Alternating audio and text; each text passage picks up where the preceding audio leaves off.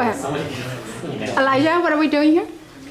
Hi, we're at Supervisor Walton's office and the City Hall in San Francisco, speaking to the office about the resolution about the deportations happening to the Cambodian community. Okay, thank you.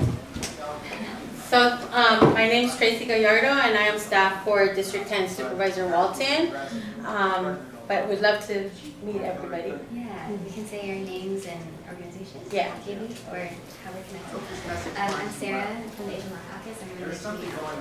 Okay. My full name is Maruth Singh, but I guess I'll be called Ruth for short. I'm a significant other of one of the deportees being detained yesterday, Kang Hen. I'm here to support him and just hoping that we can find ways to help him be released. Okay. I'm the sister-in-law, Kang Hen. I come here to support him too, because my mom cried so hard, and us all, just our family, my family, his family, because he really funny with my sister. He never did anything all these happens because we don't have a guy in the family, Peter, anyone that can help us and keep him on through about 30 nights and days, doesn't matter. He always wait for us. So without him, it's like broken. So you're the Sister-in-law. sister-in-law. Your sister. She's my sister, yes. Okay. Hi, I'm Elijah Chung. I work for the Center for Empowering Refugees and Immigrants. I'm a mental health advocate. At CERI, we address trauma and intergenerational trauma. Folks like Kang and folks in our community, including Naku Marlai and most likely Bong here, are genocide survivors that happened in Philippines and India as well, that were born in the refugee camps and the genocide camps. So the folks that are being deported are heavily traumatized, born in trauma, raised in trauma, resettled in very violent neighborhoods of Oakland and also San Francisco. So really we're here to advocate for support for these detainees that were never given a chance, that were raised in the 80s and 90s in gang violence, that needed a lot of mental support. When I interviewed the families and the detainees, it's a constant thread of they were bullied when they were younger. They were told to man up to support their families, that they were the lucky ones, that they survived and that they were able to have these opportunities in America, that they weren't able to share the stories of being bullied, to talk about their emotions. And so that's what we're talking about now, is that because they couldn't talk about their emotions, because they couldn't speak their truth, Thank you, President. you know, I just want to they say, got involved into these very violent acts, and now they're paying for it twice, because they already paid for their crimes, and now they're getting, taken from ICE, and now they're going to be sentenced again for a small crime they did. So yes, I'm here on behalf, I'm second generation Khmer, born here, and I'm here on behalf of our community. My name is Andy Prasad. I'm a senior staff attorney at the Asian Law Caucus. I represent Kang. I've known Kang and Ruth for a few years now. We've been responding to raids in the Cambodian community for about a decade now. They've dramatically escalated under the Trump administration. We're seeing these waves of massive raids every few months. In the past couple of weeks, San Jose, San Francisco have been raided, as well as cities across the country. And so for almost everyone who's been deported, they have criminal convictions, often when they were teenagers, like Kang. And often were in the 80s and 90s when DAs were being excessively harsh with sentencing. We're getting sentences that today they never would have gotten, and as a result of being deported.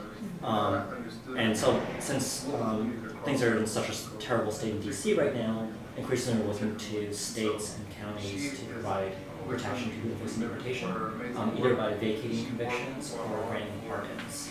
Something that Jerry Brown has really championed, especially our Cambodian committee members, giving a record number of pardons to Cambodians facing deportation. We also had a lot of work here in San Francisco getting convictions vacated. For Kang, we're trying to work with the Santa Clara DA's office to get his conviction vacated. But there's a lot of stuff that can happen at the county and state level. Hi, my name is Mia Nor. I work closely with with Anoop and Sarah, Asian Law Caucus. I have a fellowship with them, but I'll be currently working for them. So what that I do is, besides me being a tax committee member, I'm currently incarcerated, facing deportation to Cambodia.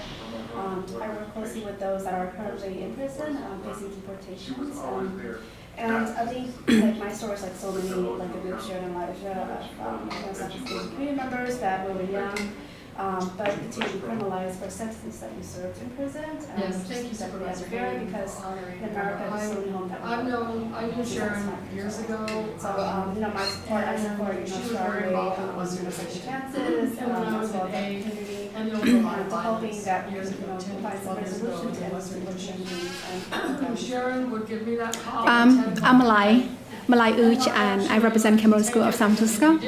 And I do see the community that we came through from war, and in the 80s and 90s, we lack of opportunities, and we live in poor neighborhoods, so kids didn't have places to go, so they end up in places that put them to, put them through like what would you call that? In the wrong place. So they end up doing the wrong thing, and therefore they got themselves in trouble. They didn't know any better, right? So, but they served their time, and then they became productive citizen.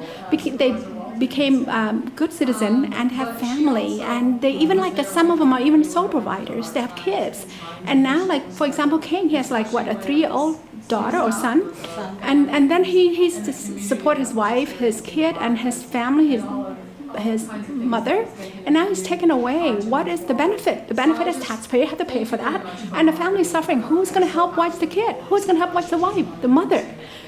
This is not the American value I'm seeing. We American value, we value family. This is not American value. We are break-up family, so this is unacceptable. That's why I'm fighting. I've been calling. This is my 12th day. Every day to the governor's office, I've been calling and tweeting. Yesterday, I didn't know it was holiday. I called 15 times until the office closed. So this is unacceptable. So that's why I'm here. So I took off work. So I may lose my job because of this. Anyway, thank you so much. Thank you. So what our office is doing, can you hand me that so I could turn it down? The remote controls right there. Sorry. Sorry about the background. We're just watching to see when the item comes up, so in case it comes early, we'll all run over there. But basically, we sent Monica yesterday to the court. We all figured that it would be postponed, or they would give more time, and so Monica definitely was very traumatized over the court and what happened to the court, and so she, right away she called us to see what we were gonna, what we could do. And so today we're presenting the legislation that we've been working on with the advocates around this issue, but the supervisor will say specific talking points regarding this case today. So I don't know if that will help you guys be able to request the transcripts, or it'll be forever videotaped on our website. It can help reference in cases, you could include the link. So that was what Natalie was doing right now, is we were just finalizing the talking points from what you sent to us and then from what we've had in the past. So we were merging them together. So he'll present that today. The other thing is once it actually gets voted, then we're going to call the governor's office and the Santa Clara district attorney and email the resolution to both of them and ask if they can look into it. So those are the two things that we can do. As soon as the vote passes, we already have it ready to go out today. And then just taking from you guys how else our office can help you. We know that he's a District 10 resident.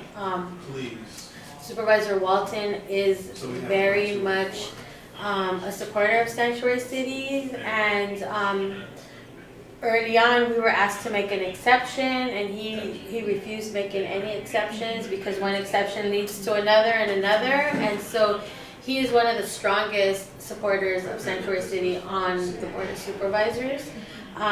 So he will be sending those two letters out to the governor's office and the district attorney with our resolution that will be heard, which you guys came to give public comment on.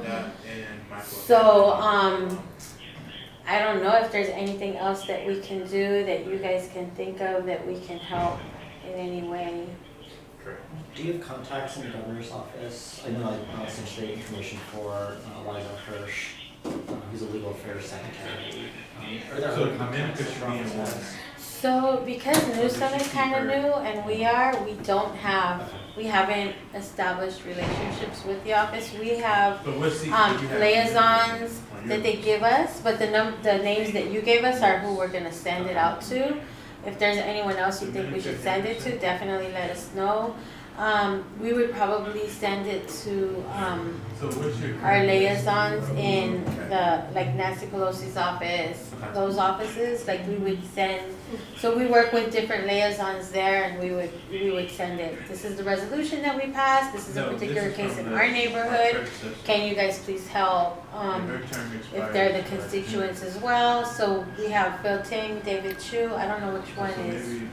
I think it's Chu. Is it Chu? Okay. Yeah. So that's kind of what we can do that I know of. If there's anything else. Tracy, do you know how the legal affair works at the governor's office? Because when I call, I asked, I asked how would my call be flown through or be passed through to the governor attention, and they said, well, it would be done through the legal affairs. And but they wouldn't tell me how it is. But I tried to email the legal affair or the governor's office, ask for some sort of like a step or process. I haven't got it. It's been over 2 weeks now. I haven't got a response. So I'm just curious how it works. Is my call gonna get there? I just want to make sure. Yeah. So I don't know because he's new and we don't have their new contacts. We haven't met with them to say this is who you meet for this, for that. Like usually. If it was the old governor, we would know exactly who to call because we would have a list of these are the people who work on these areas. But because it's a new governor, we haven't gotten that yet. At least this office doesn't have that, the cheat sheet like other. But people generally, the process would be the same, right? Whether it's an old governor or a new governor, wouldn't it? Yeah, but the emails and the people, the phone numbers would be different. Yes. Okay. But in a phone system and a mail system, it would be the same. It would go to that department, the policy person who oversees that, and then they would screen it, and then they would bring it up to the governor. How often does that work? They're doing that. I mean, I believe they do it every day. Like they're screening every day. But they are there's a holiday yesterday, so there's a lot of. Yeah, for the government. It's a state holiday, not a state. That's why I kept on calling. I didn't realize it was. Yeah. So it is like frustrating to get through to the right person, and it takes a while to figure out like who that is in a big bureaucracy. We haven't figured it out yet. Or we would give you our contact. So Tracy, from your perspective, what else can we do as a community? I mean, I think the more press you bring to the issue, the better. I think that when you organize and you have rallies and you have press conferences like in the neighborhood or in front of ICE or in front of anywhere, and you get other people to come and you get other communities to stand in solidarity with you and to show up in defense of Sanctuary City and how wrong this policy is. It puts the pressure on like a Gavin Newsom or the Santa Clara district attorney when they see it in the news. I would think that would get to them. So if there was a press conference in front of, ICE or in front of, whoever, whatever the governor's office in San Francisco is, or the Santa Clara people. We've had a few actions in front of ICE over the last couple of weeks since the raid started. And there's some coverage on the front page of the Chronicle a couple of weeks ago on March 13th. I think we're talking about doing an action in Sacramento. We have a petition online which has, I checked recently, It's at 14,000. 14,000 signatures, which encouraging the governor to grant pardons. So we're planning to deliver that to the governor's office. Do you think the supervisor would be willing to come to Sacramento? and speak out about it? No, it's alright. I'm just. I don't think he has capacity to come, but maybe someone from the office would be available to come.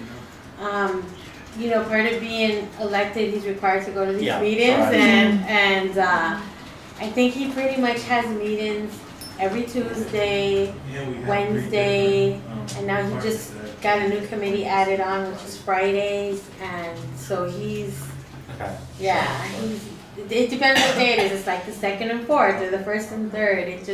Yeah. It's whatever the day is. We have One to- other thought which I had was quite a few families in Oakland were also hit by the raids in the last 2 weeks. I think we know, I think 4 families have been picked up. Right, You see and it's that? working with the people out there. We have not worked with elected officials in Oakland. We spoke a little bit with Barbara Lee's office, but not at the county level or the city level.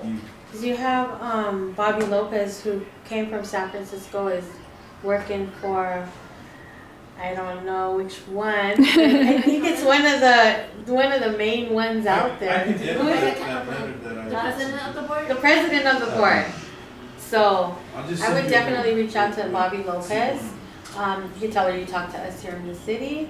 She used to work here for Jane Kim when Jane Kim was a supervisor, and so very familiar with San Francisco and Sanctuary What's the City. And qualification? so better that she works for the board president over there. Right. That you guys could definitely get in a meeting with her and talk to her about passing something, doing the similar Right, right. things. Hopefully that they'll what- follow what you're doing. yeah, today. follow what we're doing.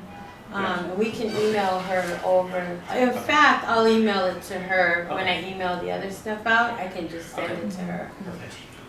Can I clarify one thing? Sure. On the phone call we did last week, I wasn't sure whether or not you can actually write a specific support letter to an individual. So the emails that you're sending, that you hope to send to the governor's office and to the Santa Clara DA, is it still kind of a general thing, plus Kang's name, or is it a direct support letter for Kang? For the governor's It's office? a letter. It would be. I'm not exactly sure, but I believe it would be a letter saying, this is the case that one of our constituents is facing. This is what our community is asking for, and this is a resolution that we wrote that is, in general of support. Gotcha. I will show it to you before we send it. Yeah. So what was the expected resolution? It's going to be presented. We're on item 27 to 30, and we're item 35, right? Mhm. That's very close. Yeah. This Well, one's gonna take a while. This was gonna take a while. Okay. Oh, still takes a while. Yeah, this one. Yeah, that's why I kind of have it up there just so we kind of Okay. know where we're at. But this is expected at least 30 minutes, right? At least. At least. But the summary of the resolution that you expect to pass, what is it? A summary of the resolution. Did they not share it with you guys? I think she just, No, I just got here. Oh, okay. And I'd like to be on here. Okay, so it's basically it's basic. I can print it out. I can't read it off the top of my head. Just but summarize it in your own words. It's basically in support of the work that you guys are doing, and it is a call. It is kind of like a call to action in saying that we don't support what's going on. This is something that happened so long ago. It really shouldn't be held. And just the Trump attacks in general. We're against the constant attacks on Sanctuary City, on our citizens. So it's basically calling out the Trump administration on some of the policies that they are implementing that we don't agree with. And this is one of them. What can the governor do? Since this is a federal. My understanding is that the governor can issue a pardon, and that means that felony is erased from the Okay. record, and then that would remove ICE's reasoning as to why someone would be deported. But like me personally, I just don't understand how we can deport someone who came over to this country at the age of 4. It seems inhumane that someone would be able to go back to a country that they never grew up in, and they're definitely not acculturated. It's just too hard to understand how that could happen. And then also, why would a country who hasn't had somebody for all these years even want someone, you know, want someone back that might not understand like the country, like what, you know, it just makes no sense. I mean, I'm Central American, and we have a lot of cases like this where kids get brought over illegally. They sneak in as a boy or a girl, and I know why they pick the case, because the government will give the money to the country to take people they take the money because of the money. yeah, so I just don't understand why, because in the cases of like Central American deportations or even Mexican deportations, you have kids that were brought here and he came here legally. You have kids that were brought here illegally at age 3, 4, 5. They're getting deported to a country without family. They have no idea how the country operates, how the culture is. How can you possibly expect someone to go back to somewhere that they're not familiar with? They were not raised there. They don't understand anything about the culture of growing up in that country. They might understand food culture and religious culture and all of that the family kind of brought over with them, but to actually fit into a whole society that has moved on without you being there from the age of 4, it's impossible to even think of how that would be. And a lot of us have kids, and a lot of us know that our young kids, if they're raised here in the United States, there's no way they would be able to survive in countries that we come from. And I think that's our biggest concern is how would he be able to survive there employment-wise? How would he be able to support a family? And how is it that we're supporting anything that tears families apart? Because when you take a father away from his child, that child now statistically is more prone to school failure, is more prone to maybe tracking in juvenile justice system. And so you have a kid who is going to feel like they were abandoned, because to yank a father from one day to the next, that is abandonment. He didn't have a closure. He did not say goodbye, I'm coming back. It's like he was taken. And how do you survive that as a child? And this child is our citizen. America claims that kid. We gave that child a birthright. So there's some birthrights that every child should have, and I believe the biggest birthright any child has is the right to their parents. And there's a lot of court cases, a lot of people fight for custody back and forth, and at the end the courts always grant both people custody because it's what's best for the child. In this situation, you're taking away a parent. You're not even allowing them to see a child, to help raise a child. And I just feel like that is a decision that a family court should make, not an immigration court. Because it should be that child has some kind of rights as being able to be raised as an American means that you have the right to see both parents. You have the right for your father to participate in your school, to go on field trips. All of what we take for every day granted when we raise our children in the United States is what this child is not going to get as a result of this. And so if we're really about children, if we're really about being American, then an American value is definitely having children have the right to both parents and to be able to be parented and raised with a father who actually wants to raise this child. And so I think for us, that's the biggest concern that we have in this case, is that there is a child involved that is not getting any rights or like her.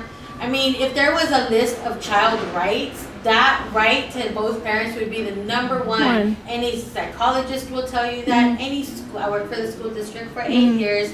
Anybody who's worked for the school district will tell you that a child who has 2 parents that love them is going to be far more successful in school than a child who has only 1 parent in the picture. And so that goes for if the parent's incarcerated, if the parent's deported, if the parent is missing, if the parent is not claiming the child. it can be all kinds of ways. And in this particular case, he actually wants to be with his daughter, and so we want to also fight for her because she can't come to court and say what she feels. It's a boy. Sorry. There's one guy that has a daughter. Yeah, He's okay. 12, and his daughter's mom left when she was a baby. So she's with her stepmom right now, Yeah. and her dad's getting deported. So I think It's one that's of very the tragic. families. So almost every individual have some sort of family, kids, spouse. You know, very few that do not. Would you be able to tell me a little bit more? So I don't really understand about the pardon process. We can share with you afterwards. Oh, okay. Yeah. I think Okay. we're Yeah, gonna- we know the pardon process really well. Yeah, It's one of the yeah, state yeah. policies Okay, of I the was, city. I was just wondering Yeah, if there was any names that had been. I have a video of that from last time. I wanted to get. Okay. Hold on, I just want to share that. For me, I'm always having constant fear because of my health is going downhill. Actually, I have like a serious heart condition, and I'm also going to be a patient of dialysis pretty soon. So I have a lot of dilemma with my health issue, and I'm always having heart pain every night, and I'm going through this big battle. And for me is, if something would have happened to me, I don't know what can happen. I want my partner here because he's always supported me emotionally and physically. He's always been there for me, but during that time of weakness, he's the only rock that I have. And he's always, like, I'm taking care of my mom, but he's also very helpful and very supportive. He is such a family-oriented person, and all he cares about is his work. He's a workaholic. But it's all my family, even though we're poor, we're always giving back to the communities. We give donations all the times, and we're always trying to fight for good causes. And so I feel like we're gonna lose a good guy that is a changed person who just asking for a second chance from everybody. What he done when he was an adolescent, it shouldn't affect him now these days. And I feel like we're taking away someone so gracious to the world, taking him away from the community, taking him away from his family, his son. Last night was the roughest night of my life because my son wouldn't go to sleep at all. He's so used to having his dad being playful with him every night, giving him kisses and stuff, and all he did was ask for his dad, and when I couldn't answer him, he threw a tantrum. He just wanted to sleep where his dad was laying down at every night, and I just could just hold him till he finally fell asleep around 7, 8 this morning. So it was really tough, and I could not imagine how I'm gonna go through this every night, and plus dealing with my own health issue as well. I have my doctor wrote a letter already and everything. But yeah, I know ICE don't care. Yeah, that's why I'm kind of like, why? I mean, I'm not a lawyer, so I look at the lawyers like, I just can't imagine why they're not taking all this into consideration. I mean, the other stories are horrible, but in this particular case where you have mother ill, really no one else that can help except for, he is the caregiver, like, they don't do any, like, exceptions? Can we make ICE responsible for that problem? For the leftover? No. For the family member? We They, should- who's going to provide her financial support? She's It's sick. going to be the state and the county, so that's why we're really looking to California and San Francisco and Santa Clara to step in. And you can mention those things in those letters. that you Yeah. send to the governor. And I just also want to add, like, we're Buddhists. Most of us are Buddhists as Cambodian. According to the Buddhist teaching is that when somebody has changed for the better, this is somebody that we should praise. We should value, not punish. This is totally against our belief. Totally. And anybody can say that. Anybody knows that. When someone changed for the better, you punish them, you want them to continue to be bad. That's the message. Well, so our office, we actually are not in favor of any type of youth jails. Mm-hmm. We're actually fighting Yeah. to close down the juvenile justice Mm-hmm. jails for kids. And we also believe that kids that are 18 to 24 are still in their brains Yeah. developing, Mhm. and they can't self-regulate on what is right and wrong at those ages. And so when you have kids who are affluent, who come from rich families, their parents can claim them while they're in college, Yeah. and they go act like fools in college, Yeah. some of them, not all of them. Yeah. And they have this college experience, and the majority of them make a mistake, but because they have the financial resources or the connections, it's kind of they get slapped on the wrist. But poor people, they get put in jail, Yeah. they get convicted of crimes. Some of them may be similar crimes to what a college kid might do for fun, or a prank, college prank, that is actually a felony. And so we kind of see it as also an equity issue in that poor people get criminally charged more than richer, affluent people, and it's kind of a way that the system again is inequitable to people of color. It's something that I don't think we can solve, but we definitely recognize it, and as much influence as we have in any of those systems, we try to push that. But it is our belief that, and in this situation, I believe he was 19, 18, even younger. We really believe that the adolescent brain is not developed at that age, that people cannot make a decision. I mean, I'm a mother, my kid's 30, and I still don't think he can make good decisions without me. And so, you know, the people who have more access to resources can actually help drive the kids' decisions, and you know, I just feel like an 18-year-old, and using my son as an example, there's no way any decision he made at 18 is a good decision at all. And so developmentally, brain development-wise, all the statistics show that I'm right as a mother. Kids are kids, and 18-year-olds cannot make decisions. And if you ask anybody who has an 18-year-old, they would tell you the same thing. And there's actually a lot of research to prove it. And so how do we,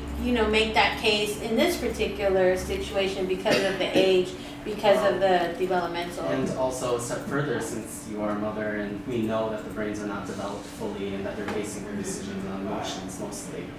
But the step further is that these are traumatized folks raised in the Holocaust, and then raised in refugee camps, and then resettled in very traumatic, violent neighborhoods by parents that did not access any mental health and support systems that were in the 80s and 90s.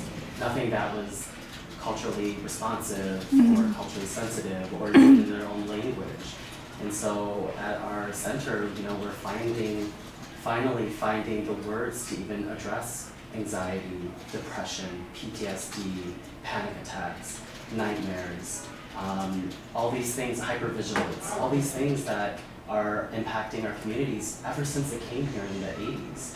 And so when you're talking about, you know, these American-born children and all these rights, what are the rights of these children that were refugees, that were born in strife and came here believing that America was their harbor, their safe place? That these kids were being raised not knowing that anything that they did could affect them in this way. That 30, 20 years later, they could be sent back to a country that the only thing they knew about was death and torture and pain and starvation. So this, everything that we're saying is just that this is not fair. This is unjust, and I guess we demand justice. We demand someone standing by us. You know, the Khmer Rouge and the soldiers that took our families and separated our families then 40 years ago really targeted our advocates and our leaders, our natural born leaders, the educated class, the government workers, the artists, the musicians. So it has taken this long for our community to stand up, to talk about the trauma, and to stand here right now. This is a radical movement for our Cambodian and Southeast Asian community to even be sitting here right now to talk about our pain. And so we thank you for everything that you're doing and for understanding us, and thank you for your part in this resolution. And we just hope that you become our ally in this and support us further. Well, thank you. I mean, definitely depend on us and what we can do. I mean, if only we could make the real changes. I would love that. I would love to be able to say that we could reverse a nice decision. But we can't, and it's super frustrating. I mean, especially after talking to Monica yesterday, she was in tears over the whole thing. And I couldn't even tell her, oh, we're gonna do this to handle it. I'm just like, oh my God, I'm gonna call, the district attorney and the governor as soon as the resolution is presented and it's official. But we kind of feel very helpless in this, and we're looking at the leadership of the community to really drive what we need to do and how we can take a stand and help in this fight. But definitely unfair, definitely, the age and the circumstances should be looked at through a different lens. And it's like ICE has no lens. It's just black and white, yes or no, and there's no in between. And so real reform way up high needs to happen, and we're not influencing that at all right now. We are in this state of being under attack, immigrants being under attack by this administration. And so, I mean, I know from working with the Latino community that we do in our work try to stand in solidarity with everyone in the movement, and every time there's something that goes on at ICE, we're trying to send letters and all of that. And so I think that San Francisco is a place that supports some of the things that I'm talking about, and the rest of the United States is not sometimes. And that's what's like, what do you mean they don't think the way we do, and why don't they? And so, that's why we're here. We're trying to influence change and, make recommendations and be a leader in, what we do can help hopefully lead in other places. So whatever you guys need from our office definitely depend on us and our support. And thank you guys for coming and taking the time out to talk to us. And I'm really, really sorry for your son. I just can't imagine what I would have done without his father. I would go nuts. I mean, I told you my son was 30 and he still can't make a good decision. Well, I mean, I'm sure they're good, but as a mom, you still want to be able to influence your kid's decision. And that would just be the most unfair thing, to have his father taken from him. And I think as families, everyone can relate to that and everyone can understand that. And so hopefully the people that are making these decisions will be able to relate personally to that family, to the values that we hold as people in this city and in this state. I think the last piece, I know that there are a few other supervisors who supported the resolution. Do you think they would be able to do kind of the same thing and send kind of the same request on behalf of Ronan's office? We can definitely send our stuff out around, and maybe we could even ask some of them to sign on so they don't have to create their own. Okay, perfect. So, And you work in District 6.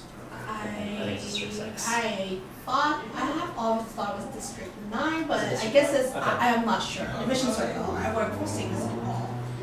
So I think it's 6. Okay, well, I could be wrong. But I'm wrong. they just recently changed it though. Yeah, So I it think used you to were be before a, 9. we used to be a 1515 South Finance, and we transferred over to this new location. 1515 South Van Ness, I think. Yeah, it was closed down. Yeah, I was definitely 9, right? Yeah.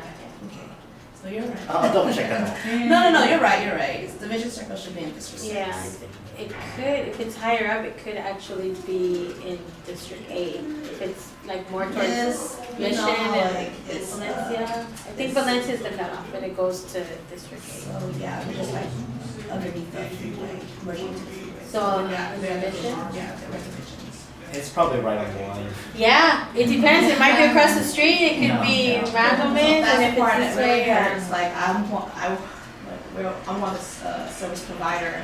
I can help out so many people. I've contacted governor office all the time. I talk to the DA all the time to help resolve some solution to other clients, but I can't even help my partner. So that part really irks me. I cannot do anything to help him. But we have great supporters here. We have great advocates here. You are do something. You are here. You do something. Well, yeah, but Yeah. it just hurt, you know. Yeah. Like, You were coming back. they don't know. I don't know that. Because the baby cried and you were crying. And I cannot take care of my baby because he's too proactive. He's very active. You work. We all work. I have to work to make Should sure. we get ready to go over? yeah, yeah. Okay. Thank you so much. Thank you. Thank you, Tracy. All right.